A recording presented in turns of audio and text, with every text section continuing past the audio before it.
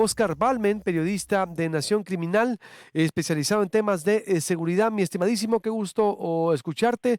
Te saluda Luis Alberto y Priscila Cárdenas por acá, porque esta nota es sumamente importante en cuanto a que ahora el Congreso de Estados Unidos está criticando la estrategia del presidente de abrazos y no balazos contra los cárteles o la privatización de los territorios. Mi estimado, bienvenido, buenos días, qué gusto.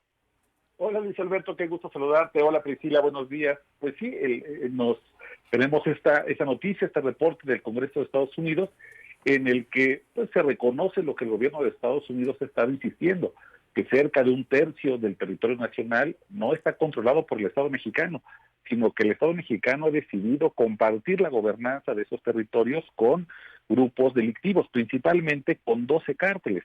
Cártel Jalisco, Sinaloa, del Golfo, la organización de Beltrán Leiva, los Zetas, Cártel del Noreste, Caballeros Templarios, los Viagras, Familia Michoacana, Rojos, Tijuana y Juárez. Y fíjate, Luis Alberto, Priscila, que en este revoltijo de nombres, a mí me llama mucho la atención que hay desde organizaciones históricas, como por ejemplo el Cártel de Tijuana o de Juárez, que durante mucho tiempo ha estado presente en el mapa criminal en México, pero también grupos muy locales, como los Rojos, que presuntamente solamente o supuestamente solamente tenían algún tipo de influencia en sus zonas, como lo es Guerrero, pero que se ha descubierto que poco a poco se han ido abriendo los mercados criminales internacionales, teniendo, por ejemplo, conexiones con las mafias chinas. Y entonces, pues tenemos un revoltijo terrible y, evidentemente, la estrategia de abrazos no balazos no está funcionando en México. ¿Qué o cuál es el alcance de esto, Oscar, consideras tú, de esta valoración? ¿Es el Congreso de Estados Unidos en conjunto? ¿Quiénes son, por ejemplo, y qué tanto peso puede tener?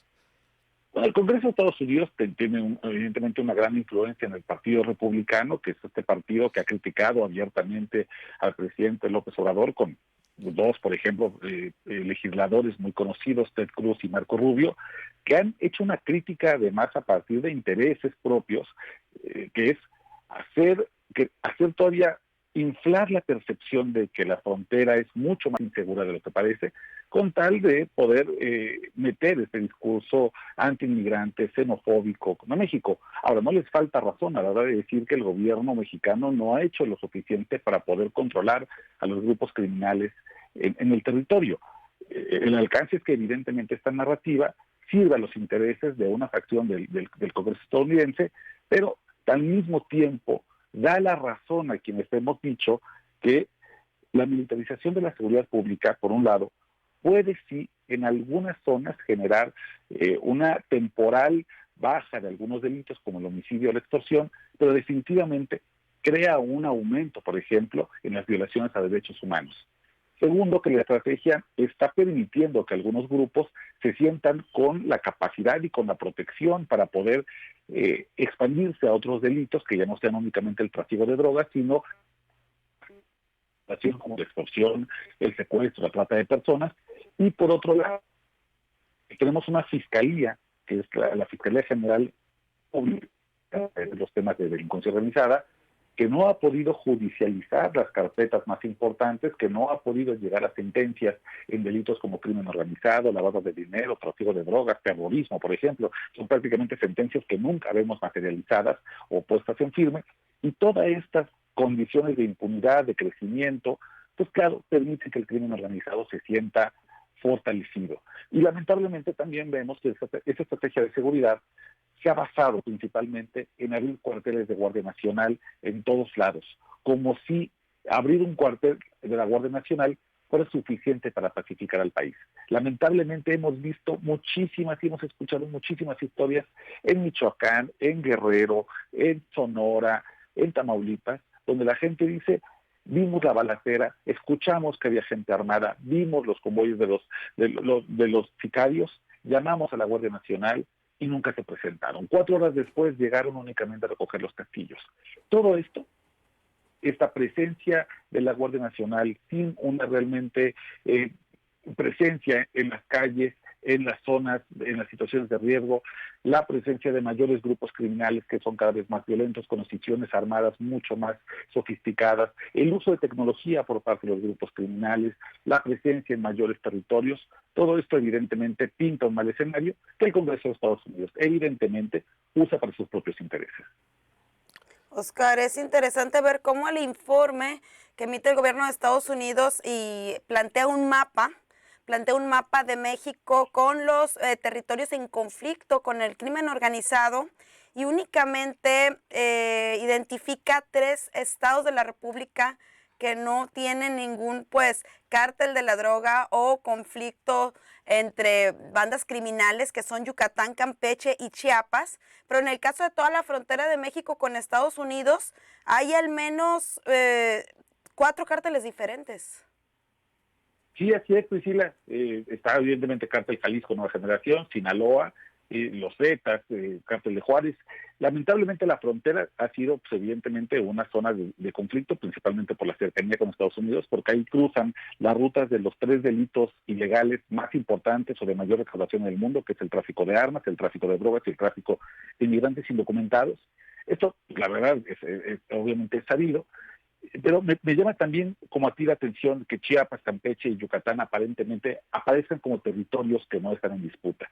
Esto, lo sabemos los mexicanos, no es cierto. Lo vimos hace unos días con los videos de gente armada, un comando de probablemente gente de la delincuencia organizada en San Cristóbal de las Casas, donde además ha cobrado relevancia el tema de la extorsión, incluso alimentos de la canasta básica como el pollo.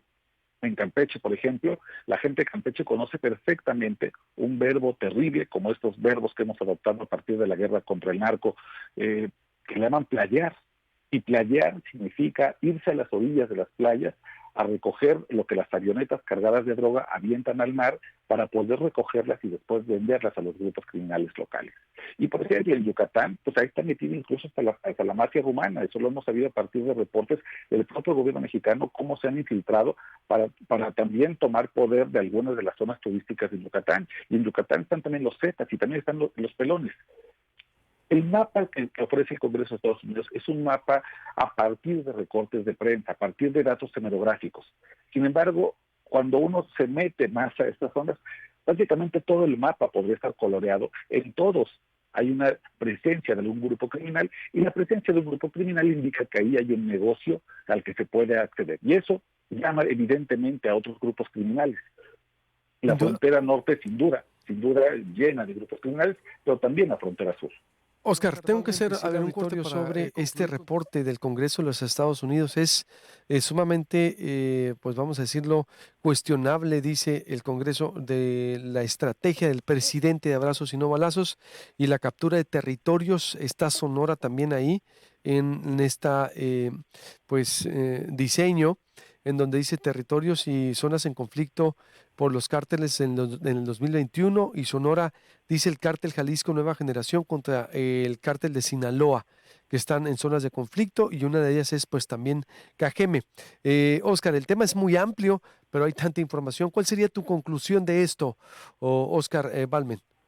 Claro, Luis Alberto, Priscila, yo creo que el mapa tiene evidentemente un interés por parte de Estados Unidos, pero también me parece que la elaboración es bastante cuestionable a partir de que únicamente prevé conflictos en términos binarios, como si solamente fueran en todos los territorios 2 grupos o uno el que se disputa. En el caso de Sonora, por ejemplo, me llama la atención la ausencia en el análisis, por ejemplo, del grupo de la línea, este brazo armado del cártel de Juárez. También poner al cártel de Sinaloa como si fuera una estructura que no tiene fisiones. Hemos visto, por ejemplo, la disputa entre las flechas MZ, que es este brazo armado de Mayo Zambada, con el cártel de Caborca, con otras expresiones como los Chapitos. Es decir, tomemos el mapa con reservas, porque de repente solemos pensar que estos documentos que vienen del Congreso de Estados Unidos o de entidades extranjeras pueden ser como una especie de verdad labrada en piedra. Sin embargo, nosotros como mexicanos conocemos perfectamente los grupos que están aquí, conocemos las dinámicas y lamentablemente también conocemos las fallas en la estrategia de seguridad del gobierno federal.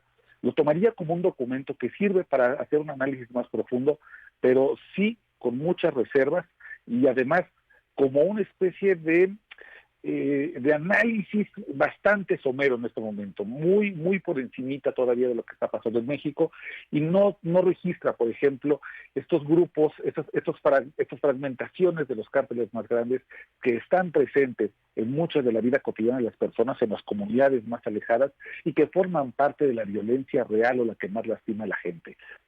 esa estrategia que durante mucho tiempo se llevó a cabo de ir por las cabezas, de cortar a los líderes, pensando que eso podía destruir a los grupos criminales, ha generado una atomización de grupos criminales pequeños, territoriales, extremadamente violentos, que son quienes de verdad tienen una influencia en la vida cotidiana de la gente. Eso no está aquí, pero en algún momento tendremos que asomarnos a estos grupos pequeños que forman parte de la cotidianidad y que son los que están detrás de los 3 delitos que más lastiman a la gente, principalmente la extorsión, el homicidio y el tráfico de armas.